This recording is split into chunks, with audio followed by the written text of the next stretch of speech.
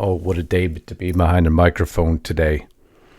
What happens when Trump makes an announcement so incendiary it sets D.C. on fire? Is this just the next phase of the Trump administration's blitzkrieg against bloated bureaucracy, reckless spending, and the deep state's playground of useless agencies? Maybe.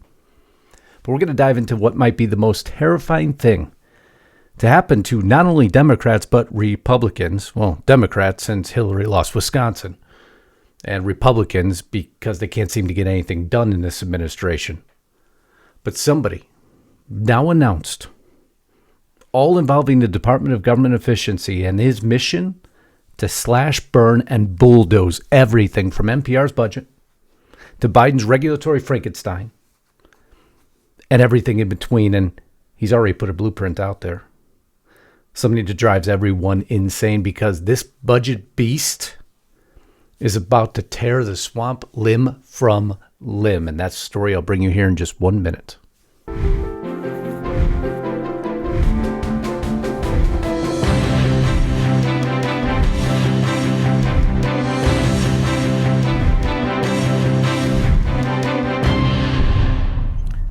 And that's just a headline story. Before we get there, all the main news that occurred. I don't know if you heard this or not. Judge Sonia Sotomayor. Again, the court's getting involved in things and saying things they shouldn't state. But I want to thank Jonathan Turley for doing an amazing job on this. Justice Sonia Sotomayor has previously been criticized for making public comments as some viewed as overly political or partisan, but that seems to be the course nowadays, doesn't it? Including telling law students to organize in favor of abortion rights. This week, the justice has triggered another controversy in calling for lawyers to fight this fight. Okay, she's trying to make sure that lawyers are ready for the battle in the courtroom. Not so fast. If you're not used to fighting and losing battles, then don't become a lawyer. Our job is to stand up for people who can't do it themselves. Great. Except. However, her comments then appeared to veer into a more partisan territory regarding the current challenges against the Trump administration. She declares right now, we can't lose the battles we are facing. Did you catch it? Right now, we can't lose the battles we are facing. Aren't judges supposed to be nonpartisan? Isn't that the entire thought process behind it? Just simply go with accordance to the Constitution and rule of law? The we left many surprised and concerned that the jurist was rallying the left as a type of constituency. She declared, we need trained and passionate and committed lawyers to fight this fight. For me, being here with you is an act of solidarity against whom? Well, it can only be one person, right? They've taken straight aim at it recently. None of the straight aim was taken to the Biden administration, was it? The Biden administration was doing the best thing in the world, according to them, for this country. Well, except making us any better, any more secure, any more free, preserving any of our rights, and negotiating with the enemy. The enemy who now, according to Scott Bessent, well, laughed at him. I know, it's not hard to believe, but when the Iceman puts it down, sometimes it's just time to listen. Has to happen is it has to be fair for the American people.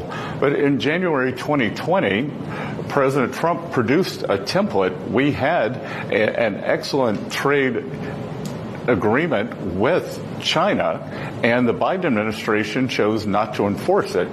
The Chinese delegation basically told us that once President Biden came into office, they just ignored their obligations. So, that's a show of strength, huh? Oh, look at this old guy.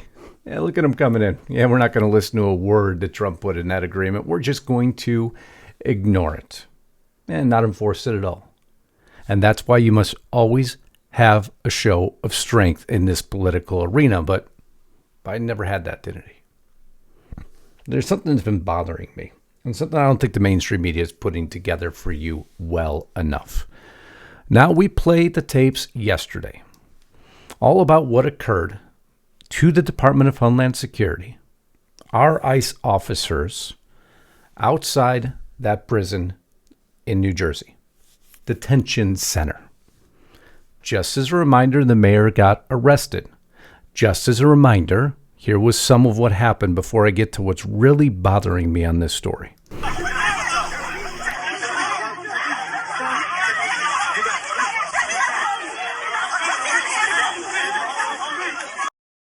That's enough. We played it yesterday. You want more details? Go to yesterday's video, because now we're going to do a follow-up to the lady in red, who is now, mind you, my office is undertaking a thorough investigation in coordination with our federal agency partners of what transpired on Friday at Delaney Hall. As is true of every investigation this office handles, all available evidence will be thoroughly reviewed prior to making a determination on how to proceed. Now, we were told yesterday there would be more arrests in this case. Kristi Noem reposting from the Homeland Security Department. Today, as a bus of detainees was entering the security gate of Delaney Hall Detention Center, a group of protesters, including 2 members of U.S. Congress, stormed the gate and broke into the detention facility. The allegations by New York politicians that Delaney does not have the proper permitting is false. Meet who the New Jersey lawmakers are fighting for. Were they doing the same thing for those politically prosecuted in the J6 trials? Were they storming into that detention center? Were they looking out for the rights of American citizens? No, they weren't, were they? No, but they're looking out for the rights of non-American citizens. And so Kristi Noem just publishes a couple. A 23-year-old citizen of Dominican Republic. Estevez has multiple felony convictions for possession of controlled dangerous substance, drug trafficking, resisting arrest, and possession of a weapon for unlawful purposes. Or Ramos Marin is wanted in Brazil for murder and has an Interpol red notice against him, but that's who they're now choosing to defend. So you see, the only reason they could be wanting to do this is so they get on the camera. And so they're recognized. But these congressmen or women have to be more responsible in their actions. The irresponsibility they showed in the further investigations are absolutely justified. But it is the result of what they do. Because what they did is they demonstrated to others that it's okay. Those actions are just fine. And not shortly thereafter. And mind you, by the way, just a couple definitions for you. Treason. Whoever owing allegiance to the United States, which would be a congressman, man, or woman, levies war against them or adheres to their enemies. Do you view those in the detention center as enemies? President Trump does. He's announced that. Giving them aid and comfort within the United States or elsewhere is guilty of treason. Clean-cut definition given there, or seditious conspiracy, and you notice I underlined the whole thing. If 2 or more persons in any state or territory in any place subject to the jurisdiction of the United States conspire to overthrow, put down, or to destroy by force the government of the United States, or to levy war against them, or to oppose by force the authority thereof, the authority given by the Department of Homeland Security, by the Office of the President, under a mandate that we provided President Trump, then hinder or delay the execution of any law of the United States. What say you?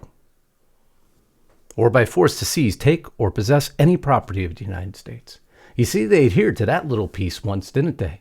But now they're not adhering to the larger portion above. I guess it's all different now. And what did this result in? I'm going to tell you in 1 minute, but I need a favor from you first. It's that time of the broadcast where I make sure I keep my job, and the only way I keep my job is through you. By subscribing to this channel and making sure you're still subscribed and your bell is checked to all. Through your memberships and super thanks, I keep my job and the lights stay on. Or by going to Restrict the Republic is that final step. If you have the means, if you don't, your comments, your shares, those help me too. But Restrict the Republic's a platform that today I am extremely thankful that we have, because there is a video that I wouldn't even put the title of in this video because there's rules and regulations surrounding it. But information's so critical because where there is smoke, there is fire. And a coincidence on something happening in Texas and New Mexico and Hawaii and Canada that can't be overlooked. If you've been watching your news in those states, you know exactly what's happening. And again, the coincidences abound. I hope you get to restrictedrepublic.com today for me. Join as a member, annual or monthly, either way you prefer. And then I assure that I can continue.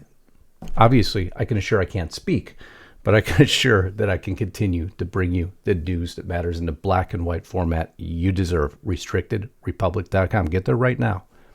Before I tell you the consequences of those congresspeople going to that detention center results in this.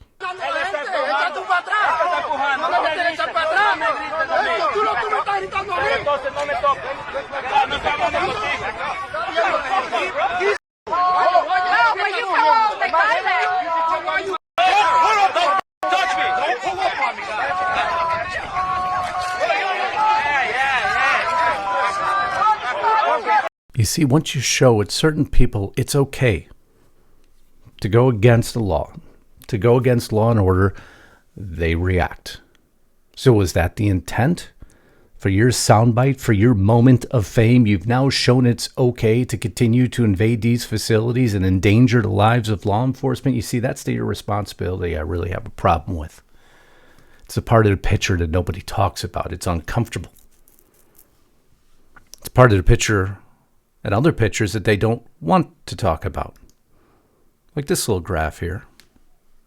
Second biggest budget surplus on record, $254 billion.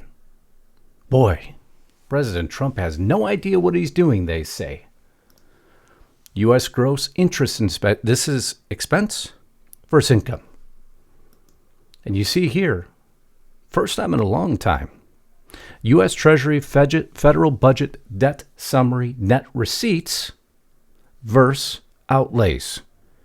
I wonder what drove this change. Well, that's right.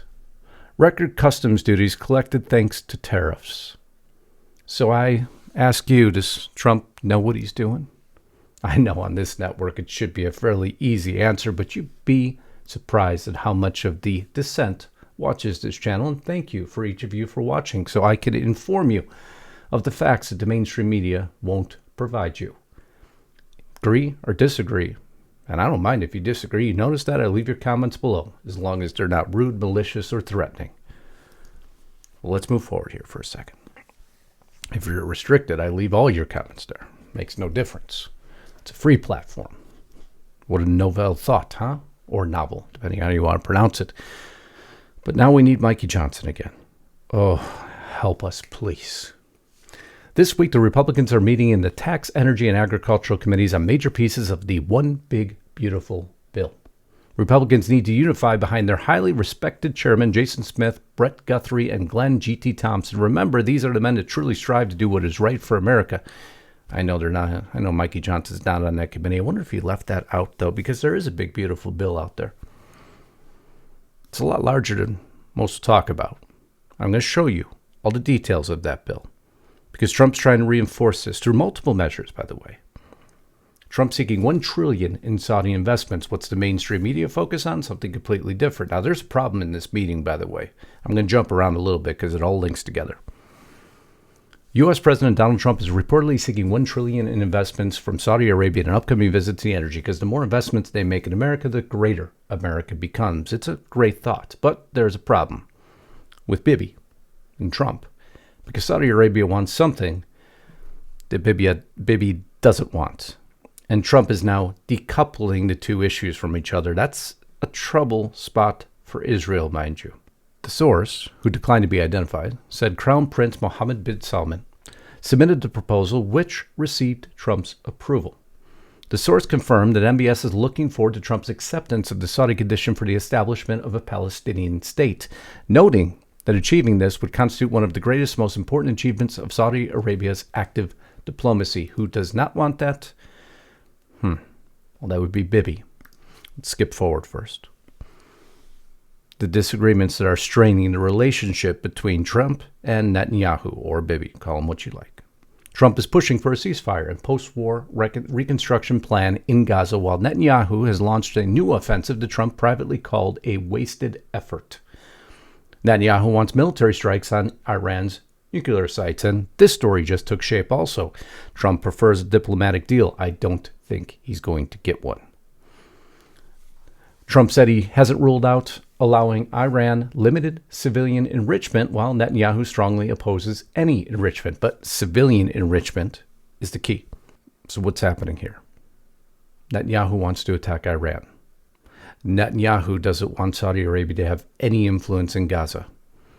And Netanyahu who was unlikely to confront Trump on any of this because of how popular Trump is. And what does Trump do? He visits Saudi Arabia, Qatar, and the UAE, but he skips Israel. So for those of you, and I see all the comments below, does that change your mind a little bit of what's happening here? Is this really all about peace? Because Iran doesn't want peace. The president says no to dismantle nuclear facilities. Unacceptable. But what do they say more specifically in here? Listen in here for a moment, because Fox News kind of hoodwinked you a little bit on this clip. Fox News exclusive satellite images revealing the location of a previously unknown Iranian nuclear site. Now, the facility spans nearly 2,500 acres, and this is a big discovery. Jillian Turner. Okay, so Fox News wants you to believe that just in the middle of all these Iran negotiations, suddenly the U.S. just discovered a multiple-acre new nuclear facility. I'm sorry, folks. That's nowhere near reality. No, we're disclosing that we have knowledge of a facility and we're going to use it in negotiations. Now, Iran has already talked about this facility. Well, not directly. The National Council of Resistance of Iran has talked about it. It's called the Rainbow Site. And there's a problem with the facility that Trump is very well aware of because of this. Not that they're out of gas, no. A shortage of tritium may leave fusion energy with an empty tank. Well, the problem is tritium exists at that facility. And tritium is used for one purpose, primarily only. Advocates of conventional fusion believe tritium supplies could be expanded by building more fission reactors. It is necessary for this new fusion energy we're looking for. However, militaries around the world use tritium to boost the yield of nuclear weapons, and that's sitting in that Rainbow facility, one we allegedly just discovered while the Trump administration is vehemently getting them to break down any non-civilian use of nuclear energy. The president coming out and saying we will not relinquish its peaceful nuclear rights when he's holding tritium in a facility that is only used, again, primarily to build more powerful nuclear weapons, period. And the administration's position is easy. An enrichment program can never exist in the state of Iran ever again. That is our red line. So while we're sitting here protesting detention facilities over those here illegally, rather than defending the rights of the American people, we have to deal with this, and Trump has to deal with this. Imagine the weight on his shoulders, huh? But we're almost back to the budget deal. I'm not going to skip over the big pharma signature of cutting prescription drug prices by 80% because I covered it yesterday. I didn't forget, though. 389 pages of this reconciliation bill. What does it call for? This big bill now, to even further bolster the great status of the great Republic of the United States of America. A tax break on overtime through 2028. Raising the debt limit by $4 trillion. Creating tax-exempt MAGA savings accounts for kids. Does not include the new millionaire tax bracket. Limits or terminates the tax benefits of itemized deductions. That one's a little scary for a lot of people. Requires a certificate to claim the Earned Income Tax Credit and impose penalties for fraudulent misstatements. Terminates the IRS Direct File Program. Terminates tax-exempt status for any organization that supports terrorist organizations. Increase penalties for unauthorized disclosure of taxpayers' information to $250,000 or 10 years imprisonment. Permanently extends the expanded child tax credit and requires Social Security numbers to claim it, and they're fighting that. Permanently increases the qualified business income deduction from 20 to 23%, permanently limits the deduction of gambling losses to the extent of winnings. And folks, this is going to be hotly contested because there's many items in there and many more that will require Mike Johnson's magic moment to get this through, which he will fail. Just my prediction, because he always fails. What has he done for Trump, who's trying to negotiate things never done before? Before he even gets into the announcement on Elon Musk that changes the playing field entirely for so many in D.C. Because if you thought Elon Musk was bad with all he did with DOGE, just wait. Because a new man's about to enter the stage. Trump's new budget boss, Russell Vought, to lead ruthless government cuts after Musk steps down. Ruthless, huh? That's the IB Times, of course. A Project 2025 author carries out his vision for mass federal layoffs. Oh, you didn't think Project 2025 was done yet. You didn't think the mainstream media would stop bringing it up, did you? Who is Russell Vought? Senate confirms Trump's controversial OMB director pick as Dems protest because they don't like him very much. Because he doesn't like them very much.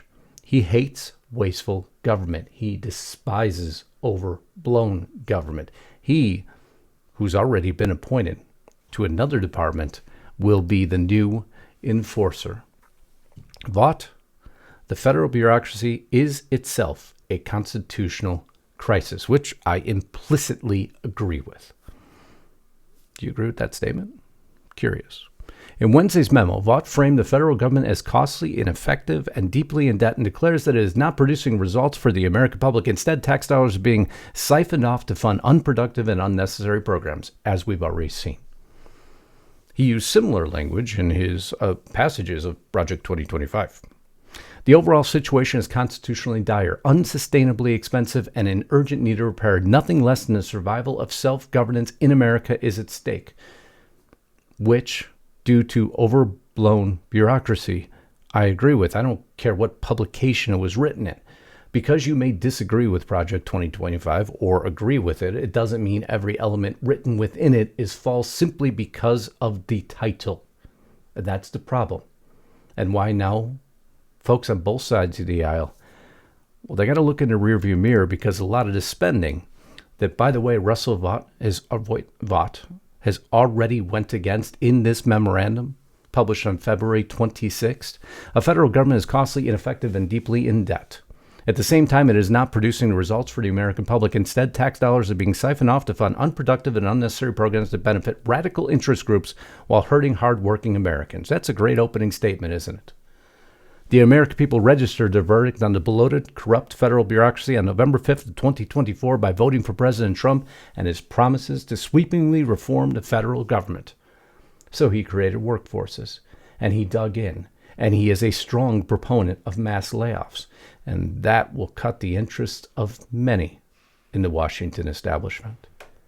And so they're going insane, because if they thought Elon Musk was bad, this man is one of the insiders, one who is implicitly trained on how to enforce, much that Musk didn't know how to enforce. He just reported the results. Well, now this man will have the double-edged sword of being able to actually triple, getting the results, publishing the results, and acting on the results. My friends, you are about to have one of the largest paradigm shifts in the insider Washington, D.C. establishment that you have ever seen. And yet, the mainstream media is virtually silent. The only thing they will report on is his connections to Project 2025. But what Trump just did is put his own enforcer in house. And heads are going to roll. I look forward to your opinion on this. There's a lot, because Trump's budget brawler is now in the ring. And every bloated bureaucrat, there's so many names I like to use for him, taxpayer money pit and deep state puppet is now in his crosshairs. The game's now changed. And for the first time in decades, someone is actually serious about cutting the government down to size. And that's Vought, and that's Trump, and that was Elon Musk. Don't let the media gaslight you on this one. This isn't chaos, it's accountability. They're the ones causing the chaos. And if it makes the insiders squirm, good. Because I'm here, Vaught's here, and Trump's here to assure that justice is finally served. What say you? Is this the budget czar we needed? Because that's what he is. And he is looking for mass layoffs. I love you all. I'm going to kick now into the next video. I hope you'll join me at restrictedrepublic.com. to view it because the information is critical to shape some of your opinions on something that's happening in Texas and New Mexico and Canada and Hawaii, and it coincides directly with something the government just did. I love you all. Until next time, Godspeed and God bless. Justus Knight, signing out.